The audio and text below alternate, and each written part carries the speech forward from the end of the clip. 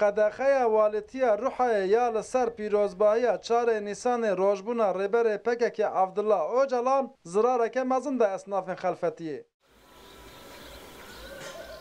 اسناف ج قدخه نرازینه و دبیجن وان هری زیده ده 4 نیسان ده کار دکر. از سال شدیم برگی 10,000 انسانت.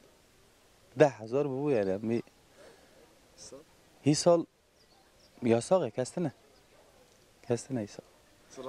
والله ضرور tabii ki ya per havalna dükkan girdi. Nemden bire huzur evi, biraz sıkıntı çen evi. Abi Kırmanya Türk zaten bire heaven. Nave ve jine dilek koktene.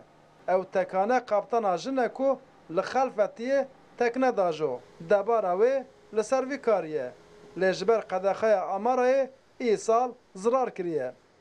Geçen yıl 4 Nisan'ın bize bayağı bir faydası oldu. Bardı 4 Nisan'da bi dehan hazar kes hatın xalfetiye. Liver xwarin ve xwarin li otel û pansiyonan man. Tekneya me 10 daqiqayê jî vala nedima. Me pereyekî baş kar kir. Lê îsal ji ber qedexekirina amarê ti kes nehat.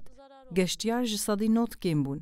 Em dixwazin ku amara serbest be û em dîsa weke berê karbin perê xwe kar kin.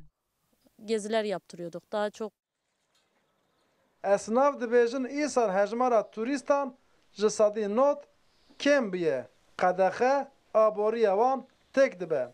Sala beriye xoşu. Dağıtını, olaytını, millet karbalığı pırı, esnaf gi işe xorundu, gi cici kazancı xoyunu. Şu düğünü burada da her dar giriye meki kapalı kira gi çelik kuvveti gi ranza manza xadine ama garez ki verdin serbest millet her var kesik zarar kesine millet esnaf gi kazanmış ki Türk gi kazanmış ki ondan sonra zararı xolisin tinen garez ki devlet ve harekete neke.